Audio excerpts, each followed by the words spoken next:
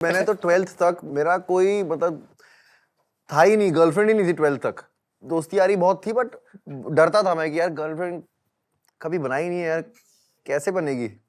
Crush होते थे बहुत, होता डांस करता था, फुटबॉल खेलता था, सब था। लड़कियां पीछे ही पड़ती थी, यू नो दैट बॉय।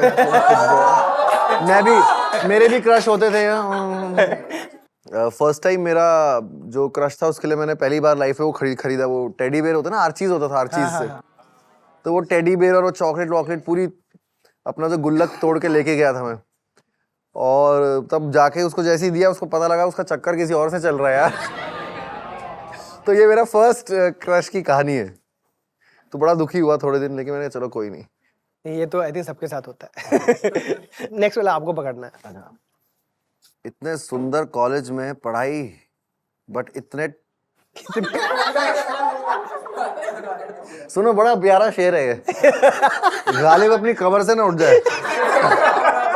इतने सुंदर कॉलेज में पढ़ाई, बट इतने टट्टी future prospects is an uniquely me problem. अच्छा, फ्यूचर प्रोस्पेक्ट्स क्या लगता है तुम्हें? फ्यूचर प्रोस्पेक्ट्स क्या मतलब तो जो आगे होने वाला है लाइफ में? अभी जिंदगी में मुझे लग रहा है कि बाहर जाके शायद करियर नहीं बनेगा, अरे जॉब नहीं मिलेगी, अरे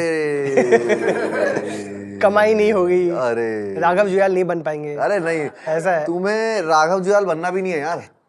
आई think you can't control anything else than the moment you have right now.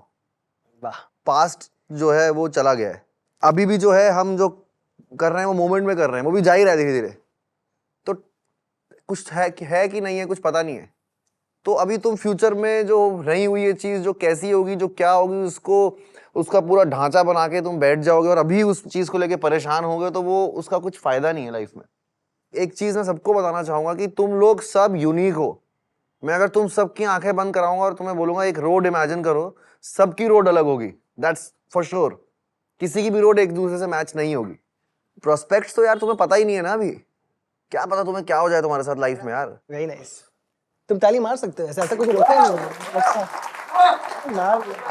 ताली। But really nice, thank you everybody for आपने जो कन्फेशंस दिए हैं। बट अभी हम लोगों ने इनके कन्फेशंस किए, मैं आपसे 5 आपके कोई कन्फेशंस भी जानना चाहता हूँ। तो मैं आपसे 5 सवाल पूछूंगा, आप मुझे बताओ आपने किसी क्रश के लिए सबसे ज्यादा क्रिंज चीज क्या की आज तक? क्रिंज चीज क्रश के लिए पेट में नाम अनाउंस करवा दिया था कि this is from Raghav to this girl.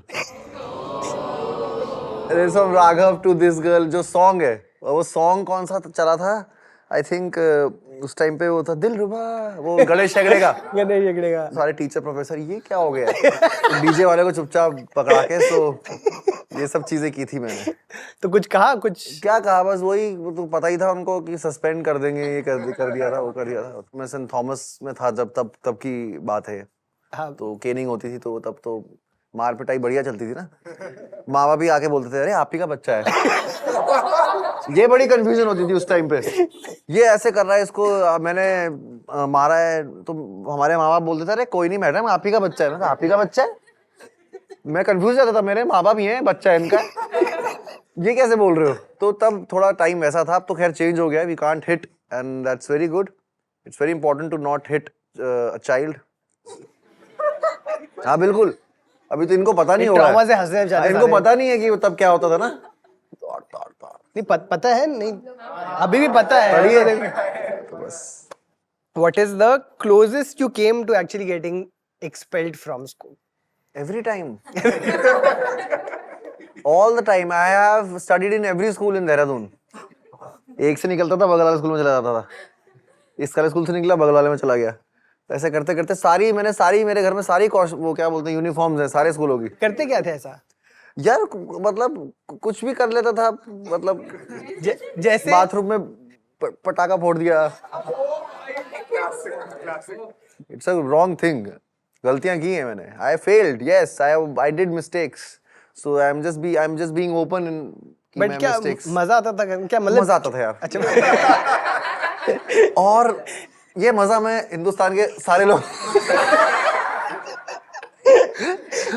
I mean मजा मतलब वही यार, थोड़ा पढ़ाई में थे नहीं, वो जो एक स्पेसिफिक ढांचा था पढ़ाई का, एजुकेशन का, वो मुझे कभी समझ नहीं आता था कि 40-40 बच्चे हैं, बेचारी एक टीचर है, हर बच्चे की एक इंडिविजुअल यूनिकनेस है, बट वो ढांचा ऐसा बना हुआ है एजुकेशन सिस्टम का कि भाई ये ढांचा है, यही करना है, ताकि तुम ये ढांचे में ये करके किसी के नीचे सर्विस में लग जाओ, इसके आगे मत सोचना।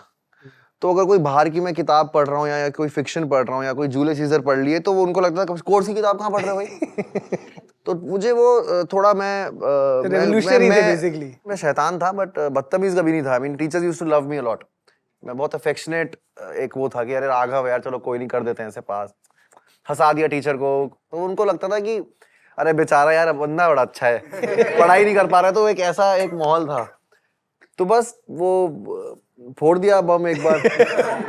पटाखा था, बम था ये? हाँ मतलब पटाखा बोला मैंने, कैंसर करके बम था वो, तो वो पॉट थोड़ा फट गया था। ये तो सब पेंटिंग हो गई थी वहाँ, मॉडर्न आर्ट, पिकासो। ये स्टोरी हर 5 मिनट में बढ़ती जा रही है। The sweetest thing someone has done for you during your teenage years? पता नहीं यार क्या किया मेरे लिए स्वीट या किसी ने।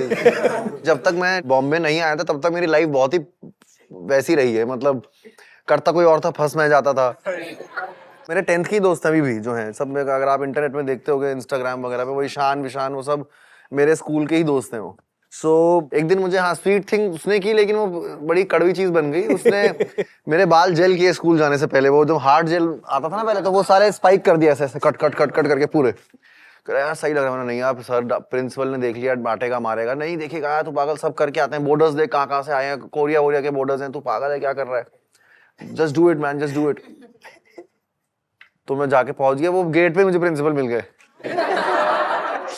उसके बाद मेरी धुलाई हुई, पूरे ग्राउंड में भगाया मुझे वो। तब तक तो ऐसे हो गए वो स्पाइक्स, धूप में पसीना निकलने लगे, वो ऐसे हो गए सब।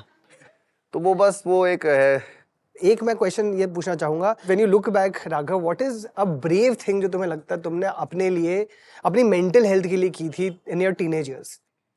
ब्रेव थिंग मुझे लगता है कि मेरे टीनेजर में, एक्चुअली मैं टीनेजर में ही आया था, डांस इंडिया डांस और वो सब 15 साल हो गए हैं उसे। और हाँ 11-12 की बात है वो। उस दौरान मेरा बोर्ड का एग्जाम था और मैं पढ़ाई वढ़ाई की भी थी। घर में पूरे झगड़े वगड़े हुए थे कि तू क्या कर रहा है, वो पूरा जो होता है ना झगड़, कॉन्फ्लिक्ट हुआ था घर में।